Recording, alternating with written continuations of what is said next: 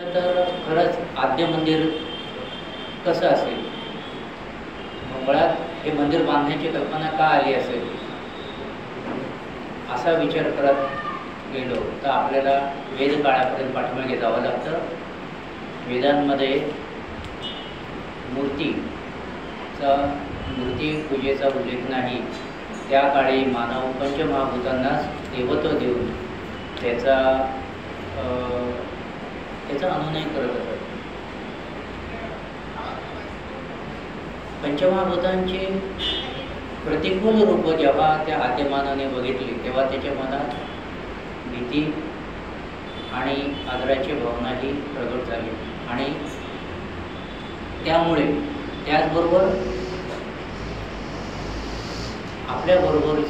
आपल्यासारखा मनुष्य अचानक देह सोडतो, प्राण सोडतो, देह असतो प्राण सोडतो, हे त्या आद्यमानवाला सगळं अनाकलनीय होतं की हे का होतं. आणि म्हणून मग त्यांनी सुरुवातीला ते माणसाचं शरीर पुरून ठेवायचं आणि त्याच्या स्मृतीसाठी काही स्तंभ उभार करायचे, अशी सुरुवात केली. स्वामी विवेकानंदांचं म्हणणं असं आहे की मृतांच्या आठवणीतून देवाची पूजन हे सुरू झाले. कारण आपल्यासारखाच आपली प्रतिकृती असलेला दुसरा माणूस ईश्वरी शक्तीने त्याच्याकडे काही विशेष गुण असल्यामुळे तो प्रभुत्व गाजवतो, काही विशेष करतो. त्यावेळेला पंचमहाभूतांबरोबर त्याला सुद्धा तो मनुष्य देवत्व देता झाला. आणि इतरांच्या पूजेतूनच ही भक्तिमार्गाची जी वाट आहे ती सुरू झाली. हे अति प्राचीन काळातली गोष्ट झाली. साधारण हिंदू धर्म विचार प्रणालीचं एक दुहेरी सूत्र आहे. हिंदू धर्मामध्ये काय आहे?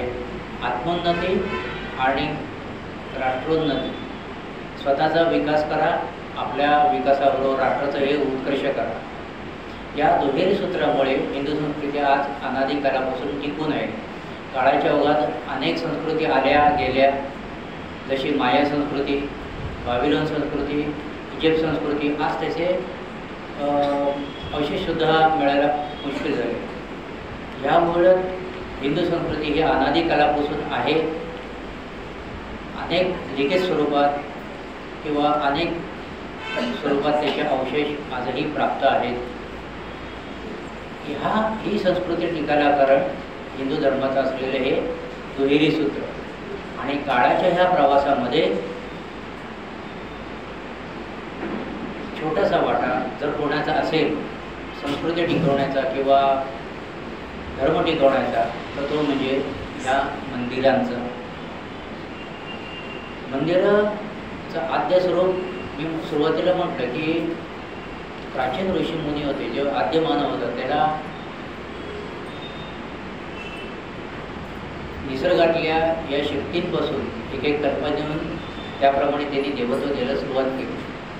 सुरुवातीला आपली आई, त्यावेळेला आई हा शब्द नव्हता, आपलं पालकपोषण जी माझी करते, जी हे करते, तिला तो मा या अर्थाने म्हणत असत.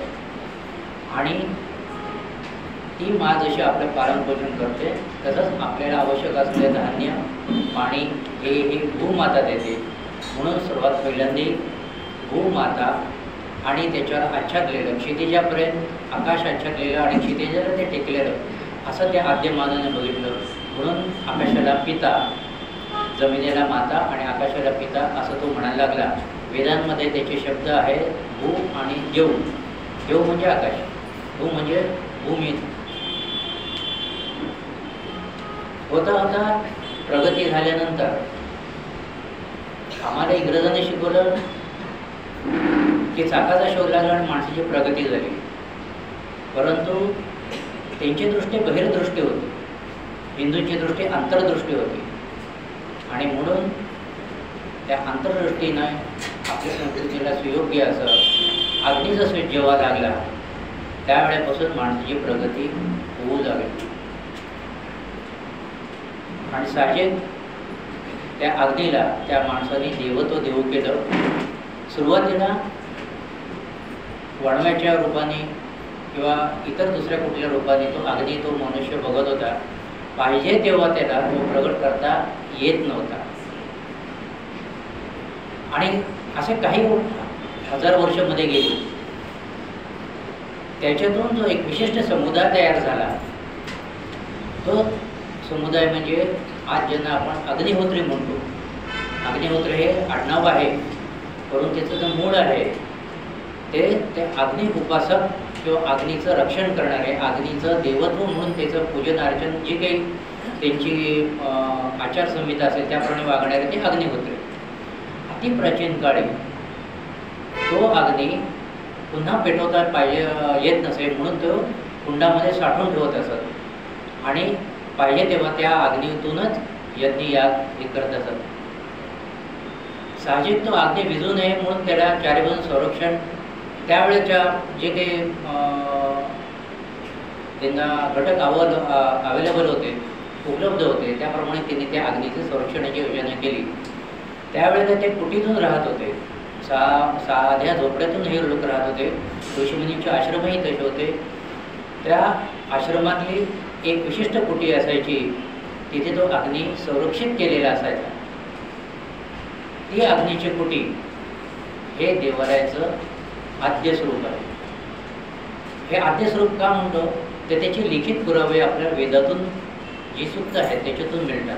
त्या अगोदर असं काहीही मिळत नाही. अच्छा, त्याच वेळेला जो अग्निहोत्री हा जो एक समुदाय तयार झाला, त्या काळी अग्नी निर्माण करण्याचे 3 पद्धती होत्या. एक मंत्राग्नी, दुसरा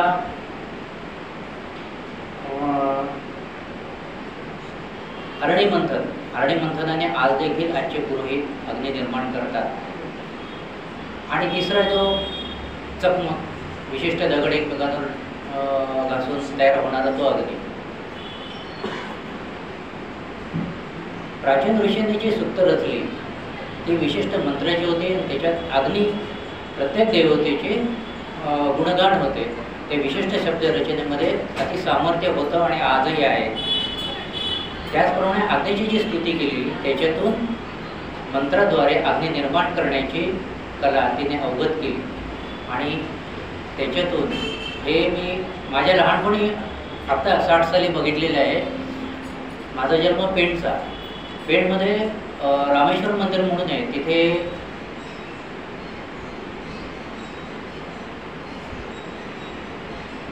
श्रीधर स्वामी हे एकदा आलेले. काहीतरी काय कार्यक्रम होता मला आठवत नाही, पण त्यावेळेला ते श्रीधर स्वामी तिथे आले आणि मी खूप गर्दी लोटली होती. सरकारकडून मान मारामत घेतलेले अनेक पुरोहित, ज्येष्ठ श्रेष्ठ लोक होते. मी देखील त्या गर्दीमध्ये कुठेतरी होतो. आणि पण माझं लक्ष बारकाईने होतं की ते कसं पेटवतात म्हणून. त्यावेळेला मी बघितलं श्रीधर स्वामींनी स्वतः काही नाही अग्निकुंडासमोर ध्यानस्थ बसले आणि काय बोलत होते, पण त्या शब्दाने किंवा ह्यानी त्या नजरेने त्या अग्निकुंडात आपोआप अग्नी प्रज्वलित झाला. हे आत्ता 60 सालचं 19व्या शतकातलं उदाहरण आहे. म्हणजे आजकाल एक फॅशन पण झालेली आहे की जुन्यांना नावं ठेवायची, तर तसं नाही. मी स्वतः अनुभवलेलं आहे. मंत्राग्नीने अग्नी निर्माण करता येत. अरणीमंथन तर सगळ्यांना माहिती आहे. विशिष्ट वृक्षाच्या 2 झाडांमध्ये रवीसारखं ते घुसळलं जातं आणि त्याच्यातून अग्नी निर्माण होतो, ते ते माहिती आहे. चकमकीचा अग्नी तर सगळ्यांनाच माहिती आहे. त्या काळी तो अग्नी सांभाळून ठेवण्यात ते अग्निहोत्री.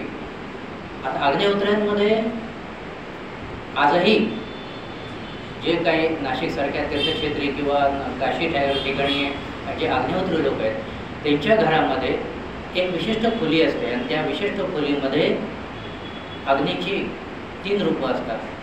अग्नीची 3 रूपं कुठली? गारेपाते अग्नी, आवाहयानी अग्नी आणि तिसरा दक्षिणाग्नी. एकाचं कुंड असतं ते चौकोनी, दुसऱ्याचं गोल आणि तिसऱ्याचं अर्धगोल, अशी 3 कुंड. आणि त्याच्यामध्ये सतत प्राचीन म्हणजे त्यांच्या वाडवडिलांपासून प्रज्वलित झालेला अग्नी त्या खोली विशिष्ट खोलीमध्ये आणि त्या कुंडामध्ये असतो.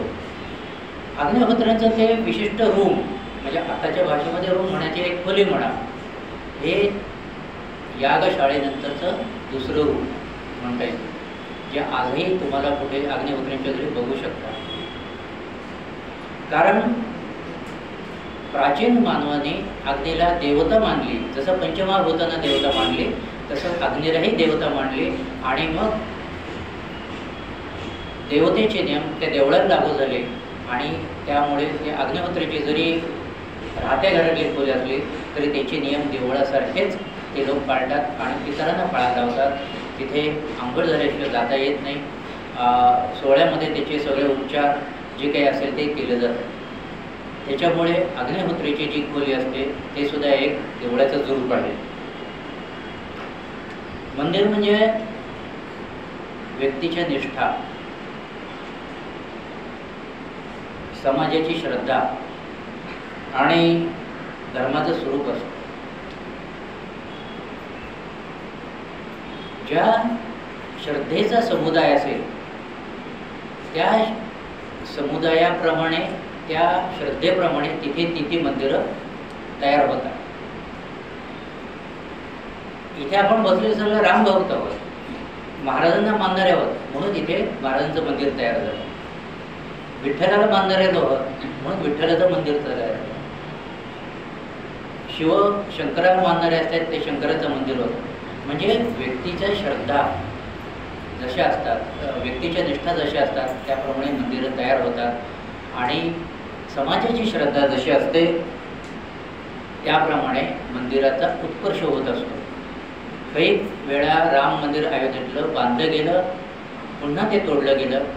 त्यानंतर काही वर्षापर्यंत श्रीराम प्रभू साध्या टेंटमध्ये, तंबूमध्ये राहत होते. परंतु संपूर्ण भारतातून सगळ्या समाजाच्या, हिंदू समाजाच्या श्रद्धा निष्ठा एवढ्या प्रखर होत्या म्हणून आज इतक्या वर्षानंतर अयोध्येमध्ये राम मंदिर तयार झालं. थोडक्यात काय, मंदिर म्हणजे समाजाची श्रद्धा, व्यक्तीची निष्ठा आणि धर्माचं स्वरूप असतं. मंदिरासाठी अनेक लोकांनी त्याग केलेले आहेत. साधं आजही मंदिर बांधायचं हे एकट्या दुकट्याचं काम नाही राहिलं. अनेकांनी देणगे दिलेले असतात, कोणी शारीरिक मेहनत केलेली असते. तर हे सगळं जे आहे ते त्यागाचं रूप आहे. मंदिर म्हणजे त्यागाचं रूप आहे. मंदिर म्हणजे काय, समाज संघटनेचं एक रूप आहे. अनेक विचारांची, अनेक प्रांतातली सगळेजण येतात, किती आचार पद्धतीने एकत्र राहतात, विचारांची देवाणघेवाण होते आणि त्याच्यातून एकमेकांची प्रगती किंवा आत्मोत्कर्ष किंवा राष्ट्रोत्कर्ष होतो. म्हणून मंदिर हे समाजाच्या उत्कर्षाचं स्थान आहे, समाजाच्या संघटनेचं स्थान आहे. मंदिर हे ईश्वराचं रूप आहे आणि म्हणून ज्यावेळेला लाखोनी पंढरपूर यात्रेला वारकरी जातात, ज्यांना त्या पंढररायाचं दर्शन मिळत नाही त्या दिवशी ते कळसाचं दर्शन घेतात आणि प्रत्यक्ष पांडुरंगाचं दर्शन झालं असं म्हणून परत येतात. मंदिर म्हणजे मनुष्य आणि ईश्वर ह्यामधला दुवा आहे. नित्यनेमाने मंदिरामध्ये जाऊन सेवा करून सुद्धा तुम्हाला मोक्ष प्राप्त होऊ शकतो. निदान ईश्वराचं सान्निध्याचा अनुभव येऊ शकतो. म्हणून मंदिर हे मनुष्य आणि ईश्वर यामधला एक दुवा आहे. देवाचं निवासस्थान अशा अर्थाने देवस्य देवाना आलय अशी मंदिराची व्याख्या केलेली आहे. देवस्य देवाना आलय म्हणजे देवाचं पृथ्वीवरील निवासस्थान म्हणजे मंदिर. आता या मंदिराचं प्राथमिक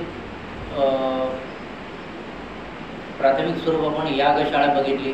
त्याच्यानंतर जे लोकसंस्कृतीमध्ये आहे तिथे मात्र त्याची भिन्न भिन्न रूपं दिसतात.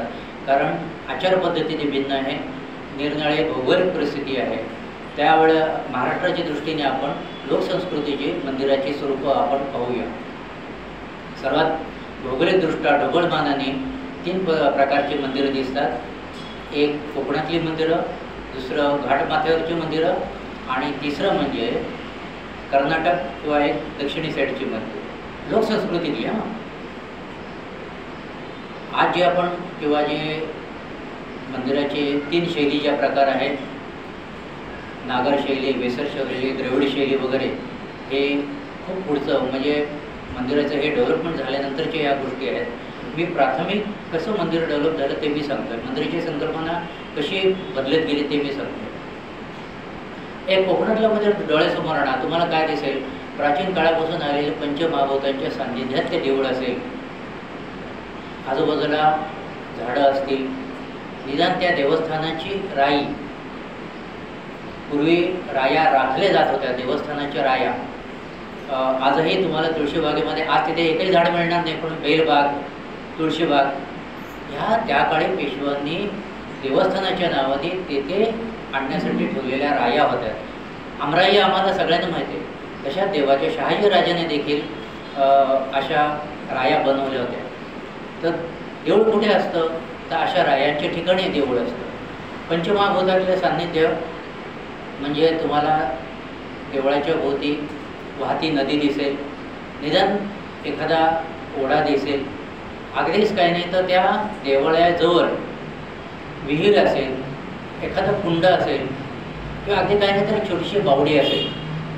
हे शब्द लक्षात घ्या. विहीर, बावडी, कुंड हे सगळे पाण्याचे स्रोत आहेत, परंतु त्याचे जर प्रत्यक्षात तुम्ही बघायला गेल्यानंतर त्याची वेगवेगळी रूपं असतील. पण जल, पृथ्वी, आप हे देवाचे सन्निध्यात असतं. आता हे असं मंदिर चारही बाजूने, कोकणातला शब्द आहे वै, वृक्षांची लाईनशीर लावलेली झाडं, त्याचे जेवढं भाग असेल देवस्थानाचा तेवढं झाडं तरी कंपाऊंड असेल. किंवा वै म्हणजे त्याच्यामध्ये 2 प्रकार आहेत, गुढी वै आणि काटेरी वै. ते साधारण करवंदीचे जाळ्याचे मिळून एक वै असे कंपाऊंड केलेलं असतं. ते जर देऊळ जर पक्क बांधणीत असेल तर चारही बाजूने त्याला तटबंदी असते. नाशिकचं काळाराम मंदिर बघितलं असेल तर तुमच्या लक्षात येईल, चारही बाजूने तटबंदी आहे. त्याला प्राकार म्हणतात. स्थापत्यशास्त्र, मंदिरशास्त्रामध्ये त्याला प्राकार म्हणतात. आणि प्राकाराने बंदिस्त असलेलं मंदिर आणि त्याची मोकळी जागा याला प्रांगण म्हणतात. नारदीय संहितेप्रमाणे देवाचं तोंड नेहमी पूर्व दिशेकडे ठेवावं. शंकराची जर स्थापना असेल तर शंकराची जी नाली असते, पाणी जाण्याचा जो भाग असतो, काही जण त्याला पाय म्हणतात, ते नेहमी उत्तरेकडे स्थापन करावं असं नारद संहितेकडे आहे. सर्वसाधारण देवाचं तोंड हे उभेकडे असतं आणि म्हणून प्राकाराला पूर्व बाजूनी आतमध्ये उतरण्यासाठी एखादा भक्कम दरवाजा किंवा निदान फाटक असतो. त्या फाटकातून आत गेल्यानंतर तुम्हाला सर्वात पहिल्यांदा एखादा पुण्यवृक्ष दिसेल. कदम वृक्ष असेल, बेलवृक्ष असेल, जांभूळ असेल, किंवा काही नेता कोकणामध्ये जास्त करून खडक चाफा म्हणून म्हणतात. त्याचं खोड बघा कुठल्या कुठल्यांचं असं असतं, पांढरी फुलं येतात, मंद सुवास असतो, त्याला खडक चाफा म्हणतो. अजून काही नावं असतील तर, पण हे आपण कोकणातले मंदिरं बघतो म्हणून मी हे सांगितलं पडलं गेलं की निदान खडक चाफ्याचं झाड दिसतं. एखादी दीपमाळ असेल, कोकणातले दीपमाळ म्हणजे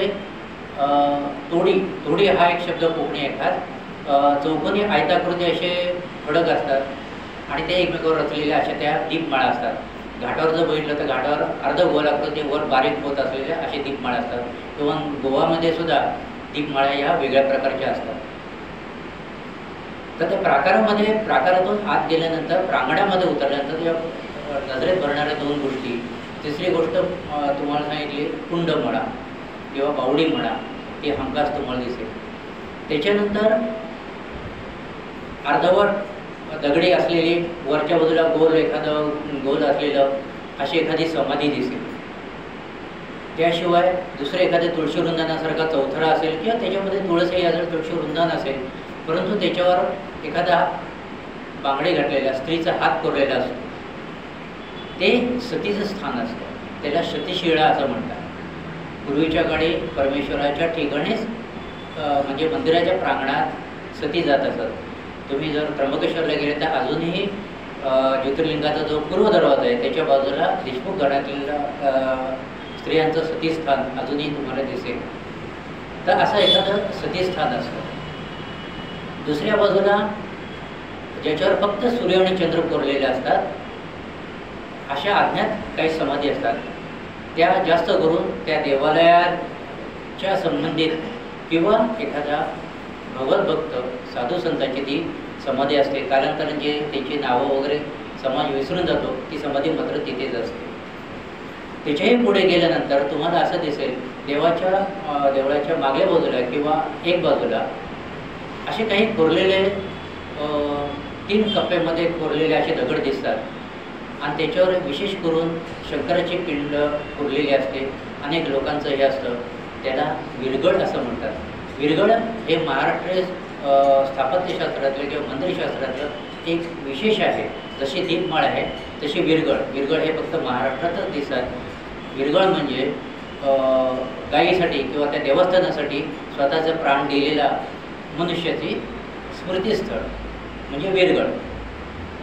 त्याशिवाय अजून थोडं पुढे गेल्यानंतर तुम्हाला असं दिसेल पाटावरवणीतला पाटा असतो तशा दगडी शिळा असतात. त्याला शिळा पाट्यासारख्या ज्या शिळा असतात त्याच्यावर एखादा धोतर नेसलेला आणि काही वेळेला त्याच्या हातात काठी असले असं ती शिळा दिसते. त्याच्यावर ते कोरलेलं असतं. त्याला कोकणामध्ये जाणता पुरुष किंवा दांडेकर असं म्हणतात. ह्या देवता आहेत, आडनावं नाही, दांडेकर आडनाव आहे, पण त्या देवाच्या संदर्भामधले या देवता आहेत.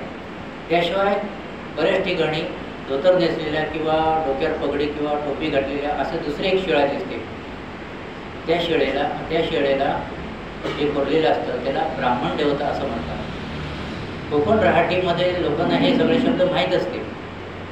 काही ठिकाणी एखाद्या म्हणजे आपण गुढी उभारतो तसे छोटे काठे असतात, त्याच्यावर गुढीला जसं तांब्या ठेवतात त्याच्याऐवजी पंजे लावलेले असतात किंवा एखाद्या देवतेचा असं मुखटा असतो, त्यांना तरंग देवता असं म्हणतात. ही कोकणातली विशेष शैली आहे मंदिराची आणि त्या देवतांची, ह्या दिसतात. त्यानंतर तुम्ही आणखीन पुढे गेल्यानंतर अर्धा कमानीच्या चौकोनी खांबाचा देवालयाच्या पूर्वीचा जो भाग असतो त्याला सभामंडप म्हणतात. आता आपण बसलेलो, आपण सभामंडपात बसलेलो. सभामंडपानंतर पुढे गर्भगृह म्हणजे जिथे प्रत्यक्ष परमेश्वराची, शंकराची किंवा देवतेची मूर्ती असते. शंकराची मूर्ती असेल तर कधीही ती बरोबर सभागृहाच्या 2 पायऱ्या किंवा 4 पायऱ्या किंवा जास्तही पायऱ्या खालीच असते. शंकर नेहमी खाली खड्ड्याम असते. त्याच्या पाठीमागे एखादी ओबडधोबड मूर्ती असते, ती जास्त करून पार्वतीची मूर्ती असते. त्या सभामंडपात आल्यानंतर उजव्या किंवा डाव्या बाजूला एखादा कोनाडा असतो आणि त्याच्यामध्ये गणपती तुम्हाला हमखास दिसतो. आता गणपती आणि सभागृह याच्या मधला जो काळ असतो त्याला मंदिरशास्त्रामध्ये अंतराळ असं म्हणतात. पुढे ज्या वेळेला मंदिरशैली डेव्हलप झाली त्यावेळेला अंतराळ हा एक मोठा असा हॉल असतो आणि त्याच्यावर वेगळा कळस असतो. सभागृहावर वेगळा कळस असतो आणि मुख्य मंदिराचा कळस हा सगळ्यात उंच असतो. परंतु आता आपण लोकसंस्कृतीचे देवळं बघतो, त्या देवळामध्ये एकच कळस असतो. मुख्य गाभाऱ्यावरचा जो कळस असतो तो एकच कळस असतो. अंतराळ हा प्रकार जवळजवळ नसतो. गर्भगृहातून आपण डायरेक्ट सभागृहात येतो. हे साधारण कोकणातल्या देवळातलं स्वरूप झालं. तुम्ही घाटमाथ्यावर जर गेला तर घाटमाथ्यावर सुद्धा एखाद्या नदीकाठी तुम्हाला असं देऊळ दिसेल, परंतु घाटावर एखादा जुना नदीकाठी एखादा जुना वृक्ष असतो, त्याच्या बाजूला मातीचा असा चौकोन असतो. त्या मातीच्या चौथऱ्यावर चढण्यासाठी मातीच्याच कोरलेल्या अशा पायऱ्या असतात किंवा फार फार तर त्याच्यावर चिऱ्याच्या फरशा टाकलेल्या असतात, त्याच्यावरून चढून त्या चौथऱ्यावर जातो. त्या जुन्या वृक्षाची एखादी फांदी पुढे गेल्यानंतर त्याला एखादी घंटा टांगलेली असते. त्या वृक्षाच्या खाली एक अनगड अशी शिळा असते, त्याला शेंदूर फसलेला असतो. ती जी मोठी शिळा असते त्याला म्हसोबा असं म्हणतात. त्याच्या बाजूला दुसरी जर शिळा असते तिला सटवाई किंवा सटवाई म्हणतात. त्याच्या बाजूला जे अनेक जर दुसरे 4-6 असे जर दगड असतील तर त्यांना त्या प्रांताप्रमाणे कुठे भूतावळ म्हणतात, कुठे द्वैत म्हणतात, कुठे शिपाई म्हटलं जातं. हे सगळं उघडं असतं बरं का. वर्षातून एकदा जेव्हा त्या देवाचा मानाचा सण असतो त्यावेळेला तिथे मंडप वगैरे टाकले जातो. बाकी 12 महिने 13 काळ हे सगळं उघड्यावरच असतं. तिथे मंदिर असं नसतं, परंतु मंदिर या संकल्पनेचे एक नवीन रूप आपल्याला तिथे पाहायला मिळतं. मंदिर म्हटलं की आपल्याला बंदिस्त दिसतं, तर तसं नसतं. आणि अशी मंदिरं तुम्हाला जास्त करून कृष्णा नदीच्या काठी, भीमा नदीच्या काठी, नरसिंगपूर किंवा पुरंदर तालुका या भागामध्ये तुम्हाला अशी उघड्यावर असलेली परंतु जागृत असलेली अशी अनेक मंदिरं बघायला मिळते. अच्छा, त्या मंदिराच्या भोवती काही मंदिरं अशी वावर म्हणजे स्वतःचं मोठं असलेले शेत, हा घाटावरचा शब्द आहे वावर. त्या वावरामध्ये एखादी विहीर असते, त्या मंदिराच्या जवळच, त्या देवस्थानाच्या जवळच असते. त्या विहिरीच्या जवळ जर 5 दगड असतील, त्याला शेंदूर लावलेले असतात जास्त करून, तर ते 5 देवता म्हणजे त्यांना मावलया म्हणतात. हे देवालयाचंच एक स्वरूप आहे, त्यांना मावलया म्हणतात. आणि त्या देवळाच्या जर समजा नदीच्या काठी 7 दगड असतील, अंगड म्हणजे ओबड दगड असतात, त्याला असं विशिष्ट आकार असं काही नसतो. अशा अंगड दगड जर 7 असतील आणि त्यांना शेंदूर लावलेला असेल तर त्याला साती आसरा असं संबोधलं जातं. साती आसराची जागृत स्थानं मी म्हटलं तसं कृष्णा नदीच्या काठी आजही आहेत. आणि हे सगळं उघड्यावरच असतं. काही मंदिर म्हणून आपल्या मनाची काही कल्पना नसते, तसं काही नसतं, ते उघड्यावरच असतं. फक्त त्यांचं वर्षाचा ज्यावेळेस मान असतो किंवा त्याचा सण असतो त्याच वेळेस तिथे ते मंडप टाकतात, त्यांचे मानपान आरती पूजा जोरदार करत असतं. बाकी एरवी 12 महिने 13 काळ ते असं उघडच असतं. तर हे मंदिराचं एक वेगळं स्वरूप म्हणून त्याच्याकडे आपल्याला पाहता येतं. आता हे झालं घाटावरचं स्वरूप. तर कर्नाटक आणि थोडं दक्षिणेकडे गेलं तर तुम्हाला असं दिसतं की नदी किंवा ओढ्याच्याकडे, तिकडे नद्या फार कमी आहेत, परंतु तलाव किंवा एखाद्या मोठ्या विहिरीच्या गाठी बांधलेली अशी छोटीशी गुंफी दिसते. आणि त्याच्यामध्ये देवाची अशी अनगड असा दगड असतो. ते ज्या चौथऱ्यावर असतं तर चौथरा चांगला व्यवस्थित बांधलेला दिसतो. दक्षिणेचं वैशिष्ट्य असं की तिकडे नागशिळा, जसं महाराष्ट्राचं वैशिष्ट्य दीपमाळा आणि विरगळ आहे, तसं दक्षिणेच्या देवळाचं स्वरूप वैशिष्ट्य असं नागशिळा तुम्हाला जागोजाग लोकसंस्कृतीला कुठल्याही देवळात, अगदी खेड्यापाड्याला एखाद्या आउटसाईडच्या देवळात जरी गेलं तर तुम्हाला नागशिळा दिसणार. नागशिळामध्ये 2 प्रकार आहेत, एक नागयुगल आणि 2 नागांचा असं. साधारण लांबट असे 2 शून्य जर एकमेकांना रचले तर कसे दिसेल, असं जे असते ते दोन्ही नाग असतात आणि एक प्रकारे फणं काढलेले असतात. अशी ती शिळा असते, उरलेल्या असतात ते शिळ्या, ते 2 नागांचं. दुसरं जे असतं ते आपल्या वेडीसारखं घट्ट पिळ्या घातलेले आणि एकमेकांसर्व फणा काढलेले असे जे नाग असतात त्याला नागयुगल म्हणतात. नागयुगल म्हणजे नाग आणि नागिन असे असतात आणि नागामध्ये दोघंही नागच असतात.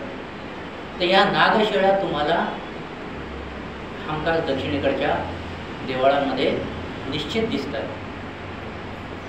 अशा पद्धतीने आपल्या मनामध्ये असलेल्या देवालयाचं स्वरूप हे लोकसंस्कृतीमध्ये अशा तऱ्हेने वेगवेगळ्या असं दिसतं. मागे एक पेपरमध्ये बातमी आली होती की राजस्थानमध्ये कोणी रूपकर नावाची स्त्री सती गेली आणि मग तिथे तिचं मंदिर बांधलं गेलं. ते आता आधुनिक काळातलं असल्यामुळे ते आधुनिक पद्धतीने बांधलं गेलं. परंतु राजस्थानात किंवा भारताच्या इतर ठिकाणीसुद्धा लोकसंस्कृतीची देवळं आहेत, ही इकडच्यासारखीच उघड्यावर असलेली आणि तरीसुद्धा त्या त्या देवतांचं सामर्थ्य तिथे प्रचिती येते अशी देवळं तुम्हाला दिसून येतात. आता या देवळांच्या ह्याच्यावरून साधारण आपण बघितलं. आता ह्याच्या पुढे मी तुम्हाला शिल्पशास्त्राच्या दृष्टीने मंदिराचं हे काय आहे, कसं असतं ते मी तुम्हाला थोडक्यात सांगतो. सुरुवातीला मी म्हटलं की आद्यकाळी आद्य मानवाने पंचमहाभूतांना देव मानलं. पृथ्वी, आप, तेज, वायू, आकाश ह्यांची स्तुतीपर स्तोत्र रचली, त्याचेच वेद झाले. वेदांमध्ये संपूर्ण या पंचमहाभूतांवरची स्तोत्र तुम्हाला स्तुती सुक्त दिसतील. भूमीला माता, आकाशाला पिता म्हटलं आणि त्यांना देवत्व स्वरूप दिलं. भूमातेचं अजून एक स्वरूप आहे वारुळ. तुम्ही इतिहासाचा अभ्यास केल्यानंतर असं दिसतं की या मूर्ती खूप नंतर आल्या. मूर्तिकला ही जास्त करून 3ऱ्या शतकातली आहे, इसवी सन पूर्व 3ऱ्या शतकातली आहे. म्हणजे त्याही अगोदर मूर्ती होते. सिंधू संस्कृतीमध्ये अनेक मूर्ती, मातृकेच्या मूर्ती मिळालेल्या आहेत. परंतु गंमत अशी आहे की इसवी सन पूर्व 3ऱ्या शतकापासून आजपर्यंतचा सलग इतिहास मिळतो. म्हणून सर्वजण 3ऱ्या शतकापासून मूर्तींचा आणि मंदिराचा इतिहास मानतात. तर त्या भूमिमातेचं वारुळ हे एक स्वरूप आहे. वारुळाला भोम असंही म्हणतात किंवा वाल्मिक असंही म्हणतात. वाल्मिक ऋषींनी रामायण लिहिलं. वाल्मिक ऋषींचं हे पूर्वी दरोडेखोर होते आणि तरीसुद्धा एवढा उच्च प्रतीचं लिखाण त्यांच्याकडून झालं. कारण आपल्या शास्त्रामध्ये एक आहे की उपासना करताना तुम्हाला आसनाचं हे अतिशय महत्त्व सांगितलेलं आहे. तुम्ही कुठल्या आसनावर बसता, कशा पद्धतीने बसता, त्याप्रमाणे तुमच्या उपासनेचं फळ मिळत असतं. वाल्मिक ऋषींनी ह्या वाल्मिकावर बसून उपासना केली, इतकी उपासना केली की त्याचा संपूर्ण देह वारुळ झाला आणि म्हणून त्यांचं नाव वाल्मिक हे पडलं. तर वारुळाचं जर तुम्ही निरीक्षण केलं तर वारुळामध्ये 7 पदर असतात, 7 खोल्या असतात किंवा 7 प्रकारचे ते कप्पे असतात त्याच्यामध्ये. आणि 7 प्रकारच्या कप्पावरून त्याच्या वारुळावरून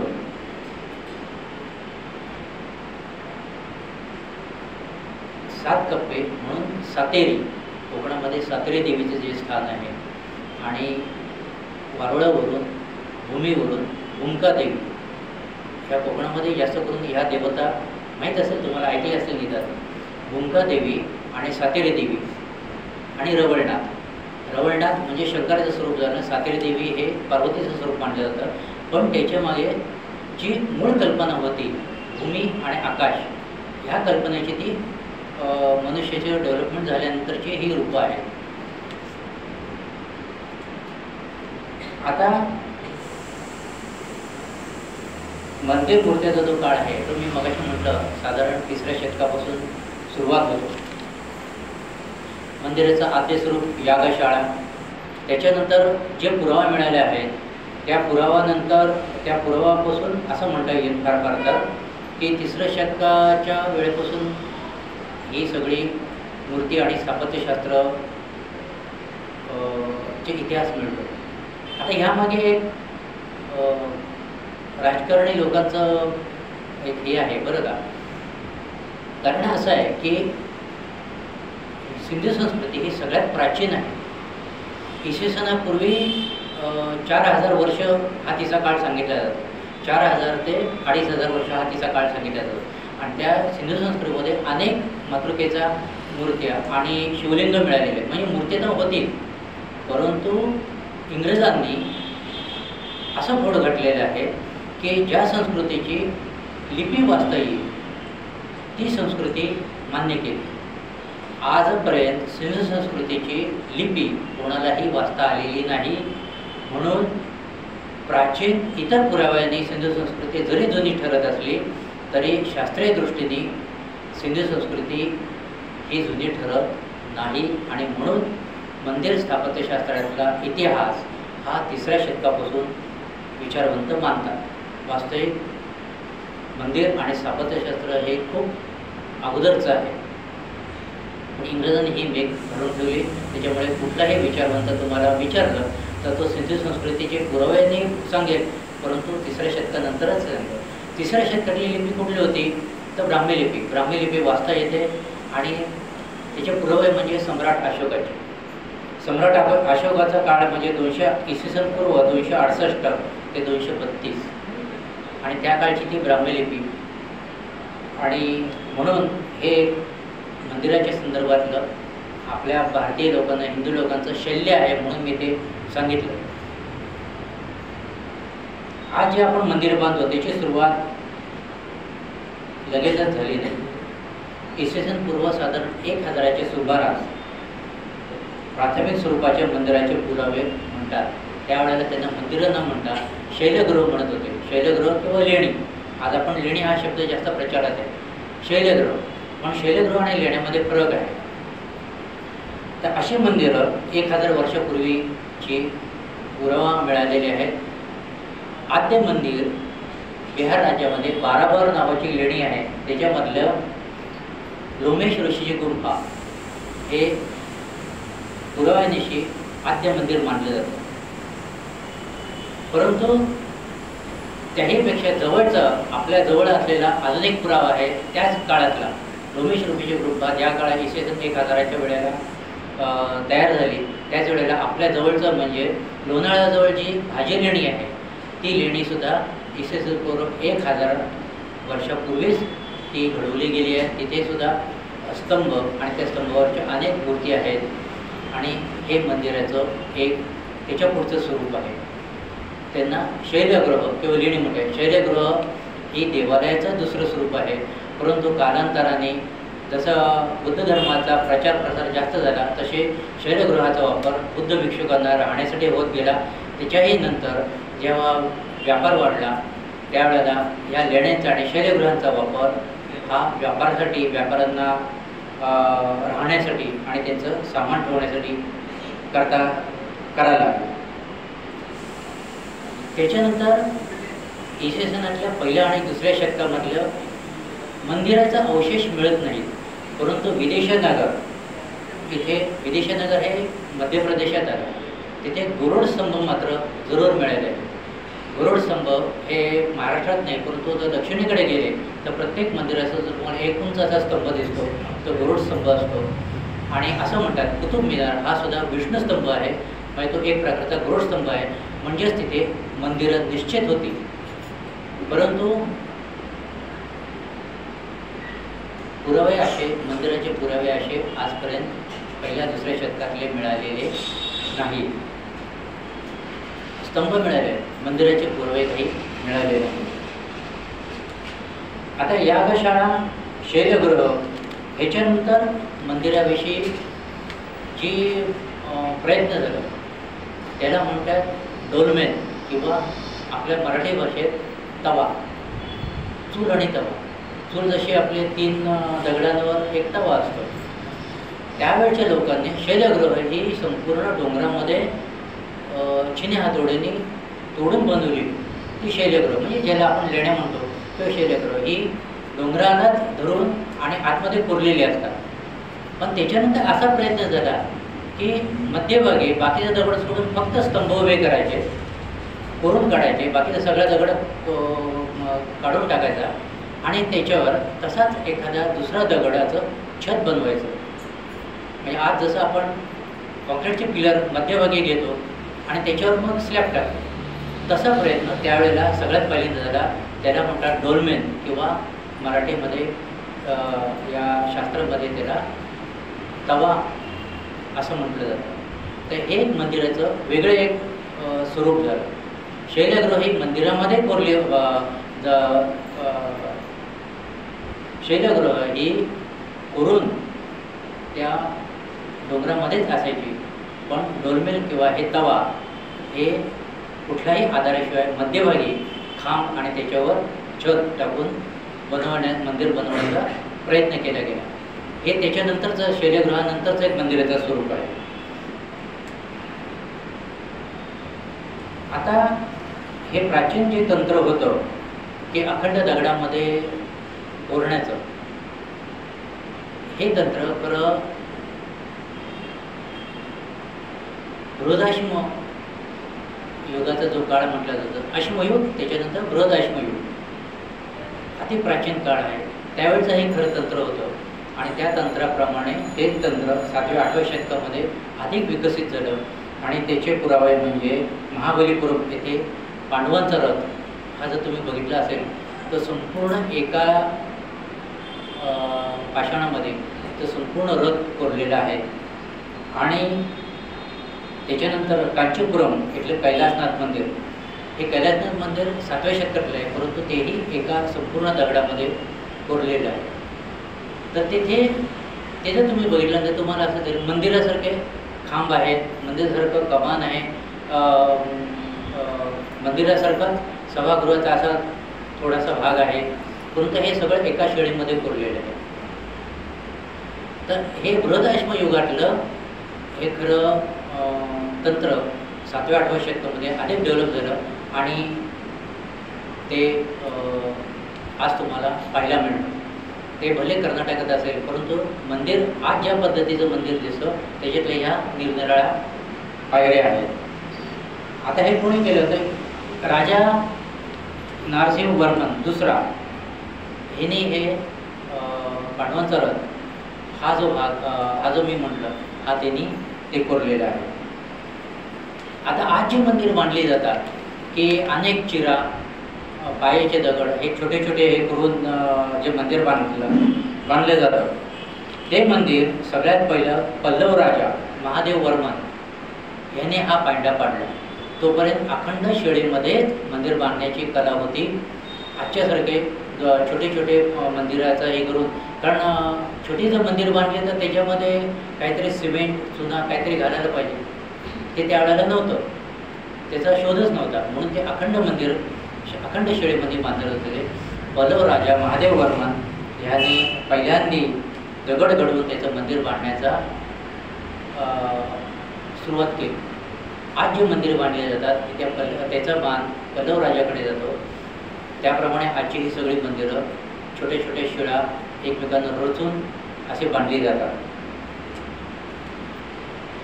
आता ह्या शिळ्यासारखेच अनगड असे शिळा एकमेकांना रचून मंदिराचं स्वरूप करण्याचा प्रयोग सुरू झाला होता. तो मंदिराचा अशी मंदिरं बांधलेली आहेत. तुम्हाला देवगड, नाशना आणि गुमराह हे सगळे मध्य प्रदेशातली ठिकाणं आहेत. या ठिकाणी अशी मंदिरं सापडलेली आहेत. सुरुवातीला मंदिर कसं होतं, आजच्यासारखे उत्तुंग अशी नाहीत, तर साधा एक चौकोनी चौथरा आणि त्याच्यावर नुसतं चौकोनी असं गर्भगृह, म्हणजे आता जे समोर एक गर्भगृह असं एवढंच आणि खाली चौकोनी चौथरा हे मंदिराचं स्वरूप होतं. अशा पद्धतीची सुद्धा मंदिरं बांधली गेली. म्हणजे सुरुवातीला यागशाळा, त्याच्यानंतर अग्निहोत्राची खोली, त्याच्यानंतर शैलगृहानंतर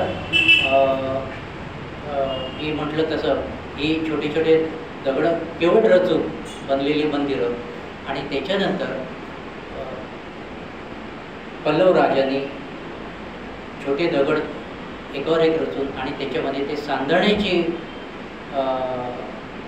सांधण्याची कला तयार झाल्यानंतर आज दिसणारी ही मंदिरं ही त्यावेळची आहेत. त्याचं मान जातो पल्लव राजा महादेव वर्मन याच्याकडे. अशा पद्धतीने मंदिराचं स्वरूप आपण लोकधर्मातल्या मंदिराचं कशी होती आणि आज दिसणारी मंदिरं ही कशी हळूहळू डेव्हलप झाली, कशी प्रगत होत गेली हे बघितलं. आता वराहमिहीर हा म्हणतो की दगडांनी बांधलेला असेल त्यालाच तो मंदिर असं म्हणतो, किंवा गर्गसंहितेमध्ये सुद्धा दगडांनी बांधलेल्या देवाचं जे स्थान असेल त्यालाच गर्गसंहिता मंदिर असं म्हणतो. परंतु प्रत्यक्षात असे जे पुरावे मिळालेले आहेत की 3ऱ्या शतकाच्या अगोदर जे पुरावे मिळाले आहेत, चंद्रगुप्ताच्या वेळेचे जे काही पुरावे आहेत त्याच्यामध्ये दगडाने बांधलेली मंदिरं नव्हती, परंतु त्यावेळेला विटा आणि लाकडांनी बांधलेली, लाकडाचे एकावर एक असे त्याला लग म्हणतात किंवा काय म्हणता येईल खांब, याच्या एकावर एक रचून आणि त्याची अशी मंदिरं बनवलेली असे अवशेष मिळालेले आहेत. हाही एक प्रयत्न 3ऱ्या शतकाच्या अगोदर झालेला आहे. चंद्रगुप्त मौर्याचं जर तुम्ही इतिहासामधलं वर्णन म्हटलं तर त्याच्यामध्ये असं तुम्हाला आढळून येतं की चंद्रगुप्ताच्या नगरीच्या भोवती संपूर्ण लाकडी तटबंदीचे अवशेष मिळालेले आहेत.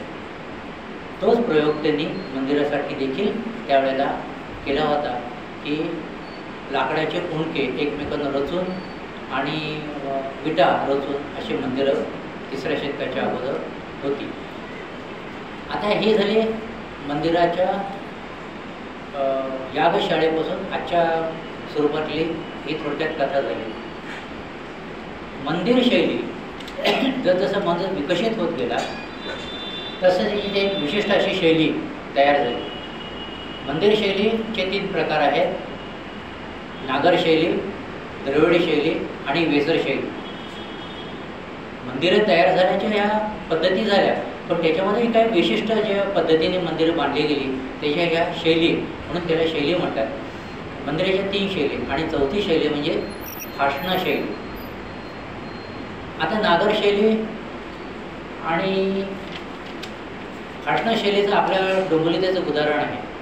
खाष्णा शैली म्हणजे जे गणपती मंदिर आहे. आता या शैल्या कशावर ओळखायच्या, तर मुख्य गर्भगृहाच्या वर जो कळस असतो तो कळस ज्या पद्धतीचा असेल त्या शैलीचं ते मंदिर. गणेश मंदिर जे आहे हे खाष्णा शैलीचं आहे, कारण त्याचा जो कळस आहे तो वरच्या बाजूला निमुळता होत गेला आहे. त्याचे जे चौकोन आहेत, सर्वात मोठा चौकोन, त्याच्यामधला चौकोन, त्याच्यामध्ये चौकोन, त्याच्यामध्ये चौकोन, सगळ्यात वर छोटा चौकोन, आणि त्या चौकोनाच्या प्रत्येक बाजूमध्ये एक एक छोटंसं त्याला शाखा म्हणतात, असा तोडलेला भाग दिसतो. त्याला खाष्णा पद्धतीचं मंदिर शैली म्हणतात.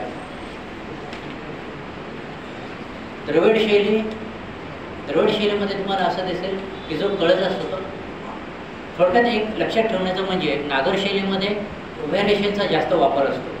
म्हणजे ते खांब असतील म्हणा किंवा मंदिराचे जे अनेक भाग आहेत ते भाग असतील ते उभ्या रेषा जास्त दिसतात. नागर शैलीमध्ये आडव्या रेषा जास्त दिसतात. दक्षिणेकडची जर तुम्ही मंदिर दिसेल त्याचे गोपुर बघाल तर तुम्हाला आयताकृती असे आडवे दिसतात. सगळ्यात वर 5 किंवा 7 असे कलर दिसतात, पण ते सगळे आडव्या रेषेमध्ये असतात. आता ह्या मुख्य 3 शैली झाल्या. ह्याशिवाय महाराष्ट्रामधली एक विशेष शैली म्हणजे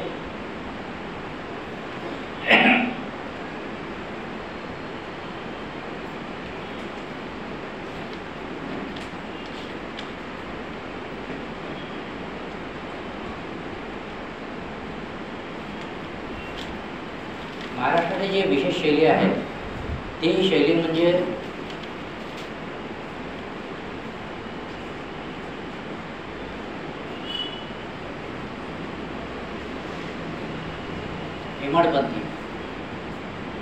हेमाडपंथी शैलीचं वैशिष्ट्य असं की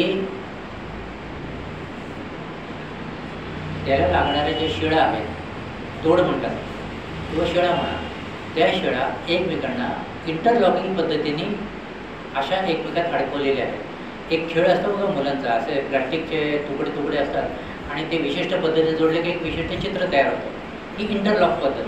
तसे त्या दगडी शिळा इंटरलॉकिंग पद्धतीने रचून त्याची जी मंदिरं बांधलेली आहेत ती हेमाडपंथी मंदिरं असं म्हटलं जातं. हेमाद्री हा देवगिरी किल्ल्यावरच्या राजवटीचा प्रधान होता. त्यांनी ही शैली विकसित केली म्हणून त्याला हेमाडपंथ झाला. ते महाराष्ट्रातली ही हेमाडपंथीची ही शैली झाली. याशिवाय केरळमध्ये पावसाचं प्रमाण खूप आहे. तर केरळची एक विशिष्ट शैली आहे.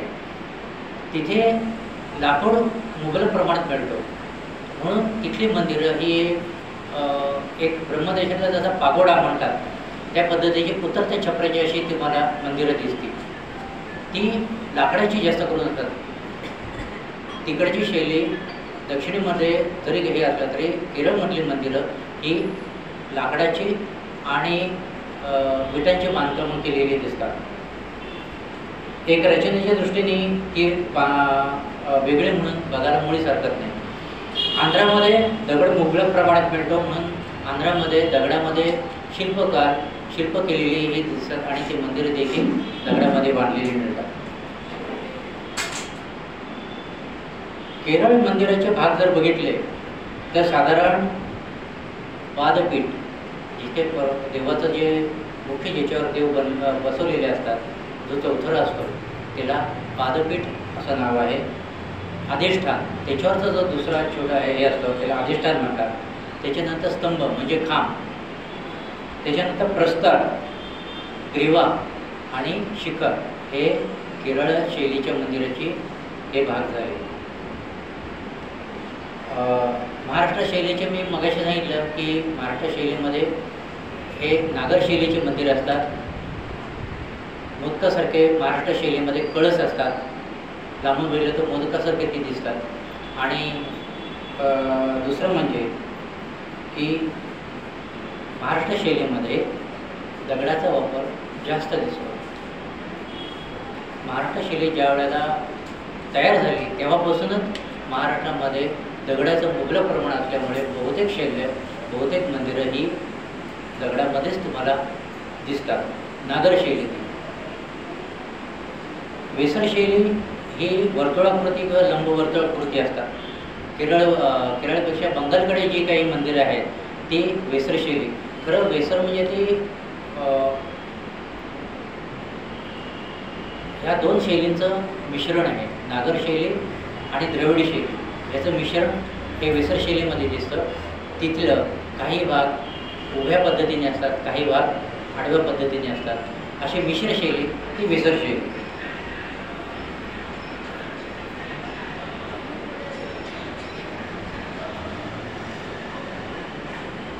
याशिवाय विजयनगर शैली एक वेगळी शैली आहे. विजयनगर जे हिंदू साम्राज्य होतं ते ज्या वेळेला स्थापन झालं त्यावेळेला त्यांनी विशिष्ट पद्धतीचे त्याच्या अवशेष प्रत्यक्ष बघितल्यानंतर कळतात की एक वेगळ्या पद्धतीची शैली म्हणून ती इतिहासामध्ये विजयनगर शैली म्हणून प्रसिद्ध झाली. तिथे नायक राजांचं राज्य होतं, त्याला विजयनगर शैली किंवा त्याला नायक शैली देखील म्हणतात. याशिवाय गांधार शैली, मूर्तीमध्ये गांधार शैली येतात आणि त्या अनेक प्रकार आहेत. मूर्तीमध्ये अनेक शैली आहेत. गांधार शैली हे जास्त करून प्रसिद्ध आहेत. नेपाळकडचे वेगळी शैली आहे. मंदिरामध्ये जे मुख्य शैली आहेत त्या आपण बघितल्या आणि त्याच्या 3 शैली आहेत. चौथी शैली महाराष्ट्रीय म्हणजे हेमाडपंथी. महाराष्ट्र शैलीचं वैशिष्ट्य म्हणजे दीपमाळा आणि कुंड. कुंडामध्ये सुद्धा अनेक प्रकार आहेत. एकंदर मंदिर ही एक संस्था आहे. जसं मंदिरामध्ये सुरुवातीला मी सांगितलं की समाज संघटन होतं, संस्कृती संवर्धन होतं, त्याचप्रमाणे मंदिरामधून आपण अनेक गोष्टी शिकतो. सुमारे 9 गोष्टी आहेत. मंदिरातून पूर्वजांचा इतिहास कळतो, कारण की ते संतांच्या किंवा सती गेलेल्यांच्या समाधी असतात. विरगळातून त्या मंदिरासाठी किंवा त्या भागातल्या कुठल्या कोणी आपलं देह अर्पण केलेलं आहे, प्राण अर्पण केलेलं आहे त्याचा इतिहास कळतो. म्हणून मंदिरामधून आपल्याला पूर्वजांचा इतिहास कळतो. मंदिरामधून पाठशाळा असतात, धर्माचं शिक्षण दिलं जातं. आजही अनेक मंदिरातून 4 वेद किंवा प्रस्थानत्रयी ज्याला म्हणतात त्या ग्रंथांचं वाचन किंवा शिकवणं होत असतं. त्याच्यातून नवीन पिढी तयार होते. मंदिर म्हणजे जसं म्हणतात घर म्हणजे नुसतं भिंती नाही, तर आत असणाऱ्या माणसांचं सामाजिक संबंध, आपसामधले संबंध, भावनिक संबंध. त्याचप्रमाणे मंदिर ही एक संस्था आहे. मंदिर म्हणजे हे विठ्ठल देऊळ म्हणजे आज एवढंच नाही, तर त्याचा इतिहास, त्याच्याशी संबंधित अनेक उपचार पद्धती, धर्म या अनेक गोष्टींचा बोध होतो. म्हणून मंदिर ही एक संस्था आहे. मंदिरामधून स्थापत्यशास्त्र विकसित झालं, मंदिरामधून शिल्पकला विकसित झाल्या. तुम्हाला असं दिसेल मंदिराच्या बाहेर मंदिरामध्ये अनेक ठिकाणी जी प्रसिद्ध मंदिरं आहेत तिथे 8 दिशेचे अष्टदिक्पालाची मूर्त्या दिसतील. बाहेरच्या बाजूला अनेक देवदेवतांच्या मूर्ती. कित्येक देवदेवता असे आहेत की ते आपल्याला नावंसुद्धा सांगणं कठीण जातं. खजुराहो येथे जर गेलं तिथे वराहाचं 350 टनाचं वराहाचं मूर्ती आहे. त्याच्यावर सुमारे 3500 छोट्या अशा देवतांची मूर्ती कोरलेल्या आहेत. तर मंदिर हे स्थापत्यशास्त्र डेव्हलप होण्याचं एक साधन आहे. मंदिराभोवती पूर्वी राया असत म्हणजे वृक्ष संवर्धन. मंदिरामुळे वृक्ष संवर्धनाचं आपल्याला वृक्ष संवर्धन झालेलं पाहायला मिळतं. मंदिर बनवताना दिशासाधन हे दिशासाधनाचं एक शास्त्र मंदिरामुळे डेव्हलप झालं. मोकळ्या माळरानावर तुम्हाला पूर्व पश्चिम दिशा कशा काढायच्या. कोणी म्हणेल ज्या दिशेला सूर्य उगवतो ती पूर्व दिशा, परंतु प्रत्यक्षात तसं नाही. सूक्ष्मतेने बघितलं तर उत्तरायणात पूर्व दिशेचा बिंदू हा उत्तरेकडे सरकत असतो आणि दक्षिणायनात पूर्व दिशेचा बिंदू दक्षिणेकडे सरकत असतो. तर कुठल्या वेळेला मंदिर बांधतं त्यावेळेला अचूक पूर्व दिशा कुठली आहे हे काढण्याचं जे साधन त्याला दिशा साधन म्हणतात. आणि पूर्व दिशा मिळाल्यानंतर त्याप्रमाणे बाकीच्या 8 दिशा 10 दिशा कळू शकतात. म्हणून मंदिर हे दिशा साधण्याचं असं केंद्र आहे. मंदिरातून जलस्रोत, मंदिर जिथे आहे तुम्हाला मगाशी सांगितलं तसं तिथे कुंड दिसेल. आणि हे एक वैशिष्ट्य आहे की जी जुनी मंदिरं आहेत तिथे असलेले जे पाण्याचे स्रोत आहेत हे जिवंत तेथे झरे असतात. 12 महिने तिथे पाणी तुम्हाला आढळून येतं. काही मंदिरं अशी आहेत की तिथल्या आजूबाजूच्या गावामध्ये आजूबाजूच्या संपूर्ण भागामध्ये दुष्काळ पडला तरी त्या देवतेचं जे कुंड असेल किंवा विहीर असेल किंवा डोह असेल म्हणजे नदीचाच एक खोलगट भाग त्याला डोह म्हणतात. तर ते डोहामध्ये मात्र आजूबाजूला सगळीकडे दुष्काळ असला तरी तिथे मुबलक पाणी असतं. हे जिवंत पाण्या किंवा झरे शोधण्याचं जे तंत्र हे मंदिराबरोबर डेव्हलप झालेलं आढळून येतं. मंदिरामध्ये पंचमहाभूतांचं सान्निध्यात असतं हे सुरुवातीला मी सांगितलं. पृथ्वी म्हणजे जमिनीची परीक्षा याचं शास्त्र मंदिरामध्ये डेव्हलप झालं. आप म्हणजे पाण्याचं शास्त्र मी सांगितलं. पाण्याचं शास्त्र आणि ते पाण्याचे विहीर कशी बांधायची, कुंड कसे बांधायचं याचं शास्त्र मंदिरामुळे डेव्हलप झालं. तेज म्हणजे दीपमाळा, त्याच्याशिवाय समयीचे निरनिराळे प्रकार, दीपमाळेचे प्रकार, पृथ्वी, आप, तेज, आकाश. आकाश म्हणजे कलश. देवळाचा जो वरचा भाग, गाभाऱ्याचा जो वरचा भाग असतो तो निरनिराळ्या पद्धतीने कसा सजवायचा किंवा कशा पद्धतीने त्याची रचना करायची हे सगळं शास्त्र डेव्हलप झालं.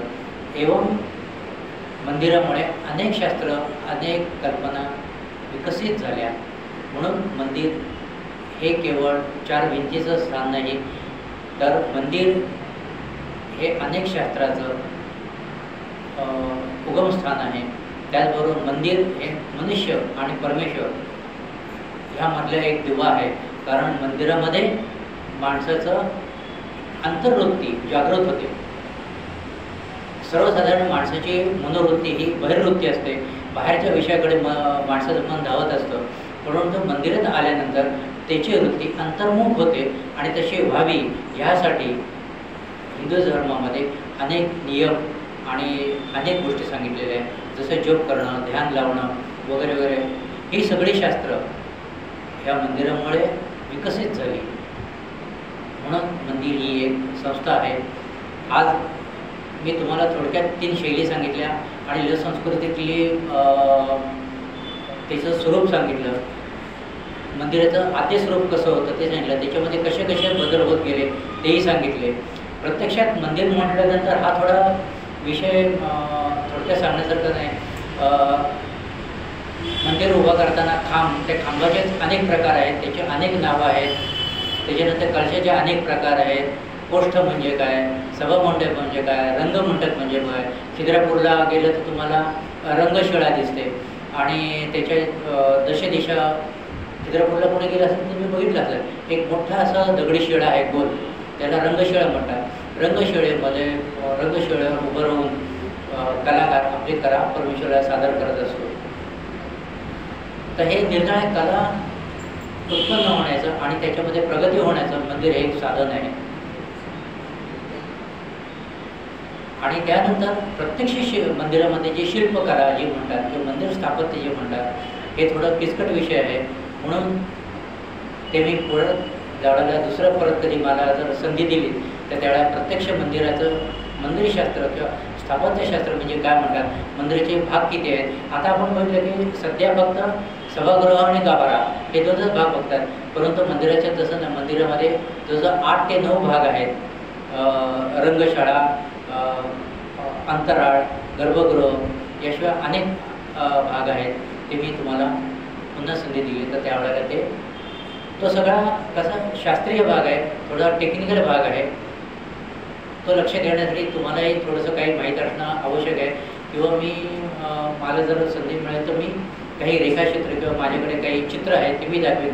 म्हणजे तुम्हाला आता कोष्ठ म्हणजे काय की मगाशी मी सुरुवातीला सांगितलं की गर्भगृहामध्ये शिरताना कोकणातल्या 2 बाजूला 2 असे कोनडे असतात, त्यांना कोष्ठ म्हणतात. परंतु मंदिराच्या बाहेर सुद्धा कोष्ठ असतात. जर तुम्ही दक्षिणेतले मंदिर बसले तर तुम्हाला कळसामध्ये अनेक असे चौकोन दिसतात, अगदी वरपर्यंत दिसतात. 8-8, 10-10, 15-15 सुद्धा पोस्ट असतात, म्हणजे मजले. त्या मजल्यावरचं जे दरवाजे असतात त्यांना पोस्ट म्हणतात. परंतु ते कळशाचे पोस्ट असतात ते वेगळे, आणि मंदिरामधले जे पोस्ट असतात तिथे अनेक देवदेवतांच्या मूर्ती स्थापन केलेल्या असतात. मग ते त्या देवदेवतांच्या मूर्ती तुम्हाला सभागृहामध्ये सुद्धा दिसतात, बाहेरच्या कळसामध्ये सुद्धा दिसतात, किंवा बाजूला सुद्धा दिसतात. मंदिरामध्ये अजून एक विशेष जो भाग आहे ती म्हणजे प्रसिद्ध असलेली खजुराहो मंदिर. खजुराहो मंदिर हे 4 पुरुषार्थामधला धर्म, अर्थ, काम आणि मोक्ष हे 4 पुरुषार्थ आहेत. पुरुषार्थ म्हणजे प्रयत्न करून मिळवायच्या गोष्टी, म्हणून मोक्ष हा सुद्धा पुरुषार्थामध्ये गणलेला गेला आहे. पुरुषार्थ म्हणजे एक सर्वसाधारण समज आहे पुरुषांनी करायच्या गोष्टी, तर तसं नाही आहे. शास्त्रामध्ये पुरुषार्थ म्हणजे प्रयत्नपूर्वक मिळवायच्या गोष्टी, आणि मोक्ष हा प्रयत्नपूर्वक काही साधनं केली तरच मिळू शकतो.